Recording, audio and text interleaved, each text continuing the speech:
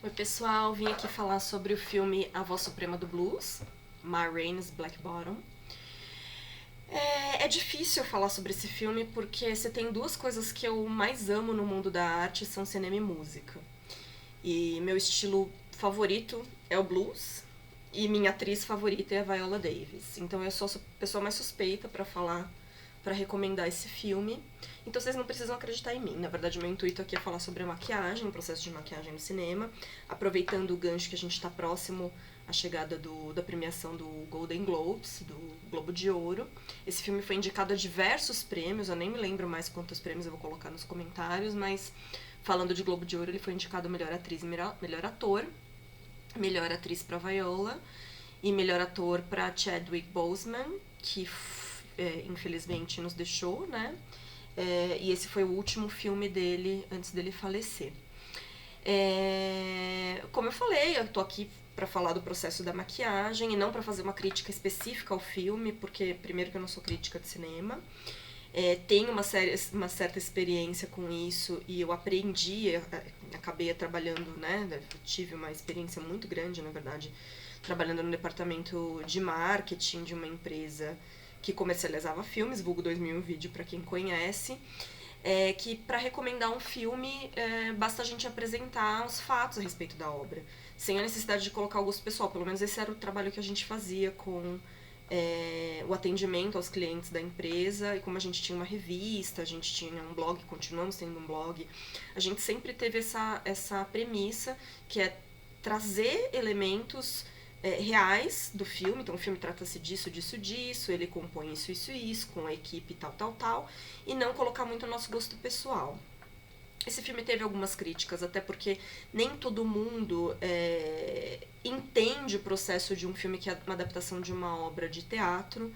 Então, ele tem as suas peculiaridades, né? Para quem gosta de todo o processo do cinema, de várias locações e vários efeitos e coisas mirabolantes, os filmes adaptados de teatro realmente não tem muito isso, porque são roteiros feitos com foco nos atores, com foco na atuação. Então, para quem curte estudar elenco, personagens, se aprofundar na questão psicológica de todas aquelas pessoas que estão ali sendo apresentadas, realmente é uma coisa que você não vai ter. Você não vai ter aqui todo aquele movimento, né? De ver diversas locações e diversos efeitos, enfim. Eu tenho alguns exemplos que são, por exemplo, os filmes Dogville ou os outros que são da sequência, que estão ali, né, os atores ficam ali o tempo todo naquele cenário. Tudo bem que eu fui num caso muito extremo, Dogville e Manderley, enfim, a gente tá falando de Lars von Trier, que não é para qualquer um, mas é interessante para quem gosta de observar a atuação, sem muita interferência do cinema. É quase que como se você estivesse sentado assistindo uma peça de teatro, mas aquilo tá filmado com cortes e tal. Eu particularmente gosto muito. Um outro exemplo, uma referência muito boa, é Fences, que é Um Limite Entre Nós, que foi um filme com a própria Viola e com o próprio Denzel Washington. O Denzel é o produtor executivo do A Voz Suprema do Blues, e ele também produziu Fences, dirigiu e atuou junto com a Viola. Então é aquele tipo de filme assim, se você assistiu Fences, pra mim foi um show de atuação, mas realmente não tem toda aquela parafernália, né, que a gente espera com o cinema. Então tudo acontece ali no quarto deles, na sala deles, no quintal e no máximo na rua. Não sai muito disso. Outro exemplo maravilhoso é o filme 12 Homens e uma Sentença, né? Você fica super focado naquela história e tudo acontece dentro de uma sala, né? Eu adoro. Enfim, A Voz Suprema do Blues, então, é um filme que é uma adaptação de uma obra de teatro. E, como de costume, eu venho aqui defender o departamento de maquiagem, né? Quando eu falo do departamento de maquiagem, cabelo, caracterização, efeitos especiais e por aí vai.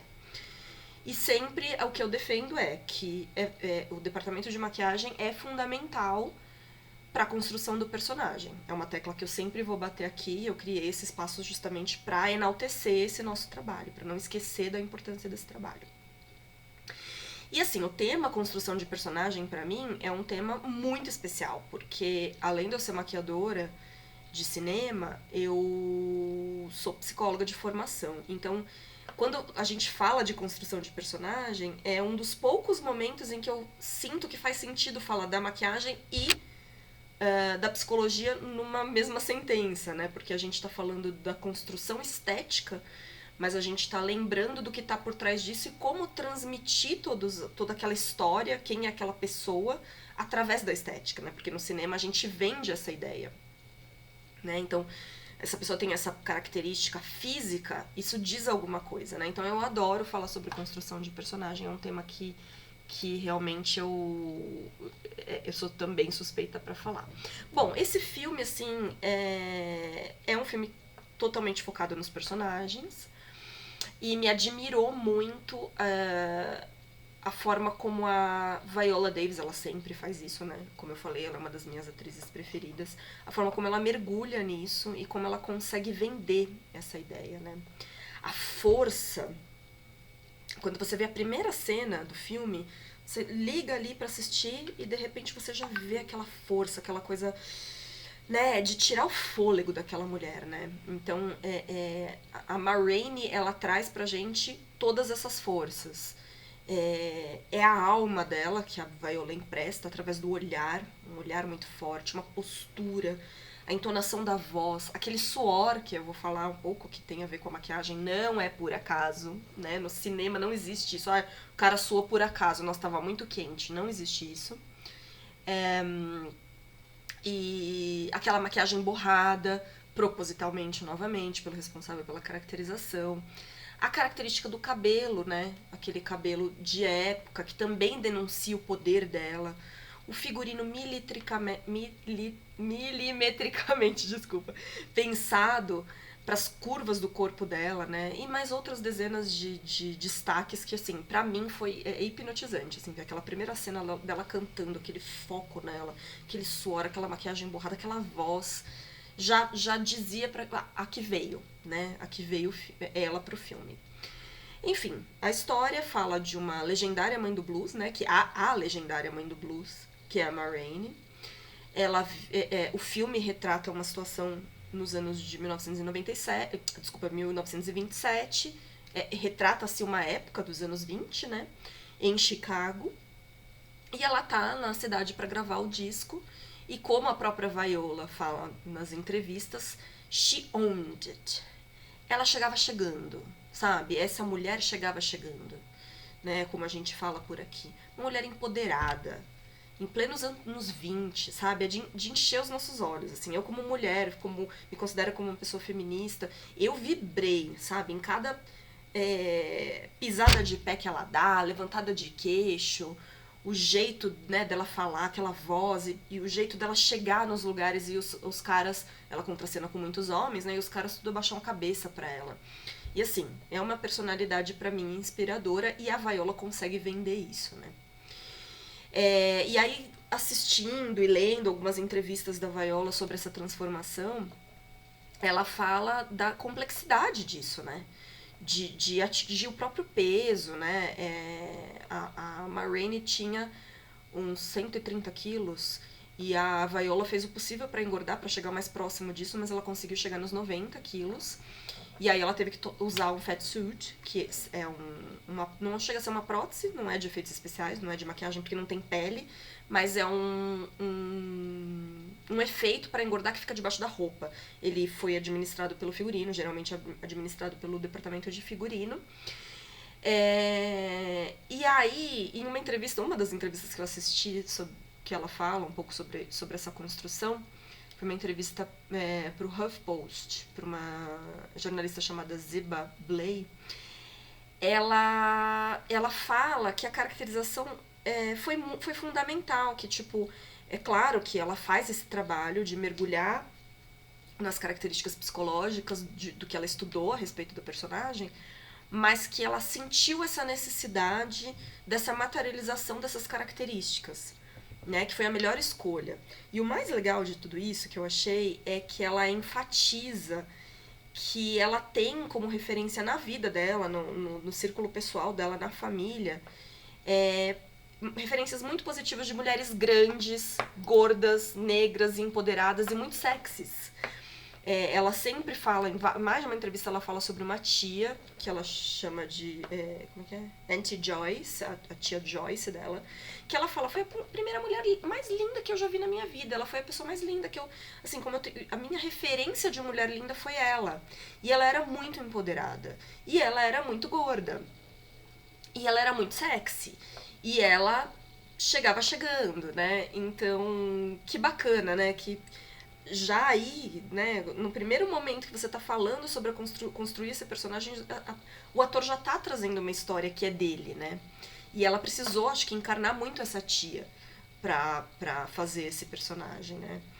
E ela fala que essa maneira de enxergar fez toda a diferença, porque a Ma Rainey era empoderada. Então ela não precisou ficar trabalhando contra o peso, e sim a favor do peso, né?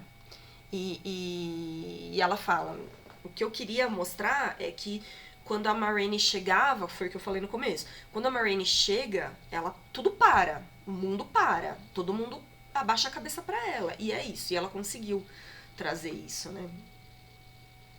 E enfim, e ela falou que não queria que trazer uma coisa tipo apologética, né? Uma coisa tipo de cabisbaixa ou de se sentir menor. Muito pelo contrário, ela queria mostrar esse poder.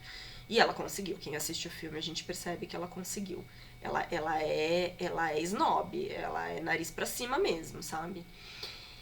E aí ela até brinca que ela não tá acostumada a andar de salto, a Viola, e que ela conseguiu andar muito bem de salto, porque acho que ela incorporou, né, essa coisa da entidade, né, do personagem. Ela entrou, ela falou, cara, eu sou muito ruim andando de salto, mas lá eu conseguia andar de um jeito com salto, porque era o jeitão da Ma Rainey, né.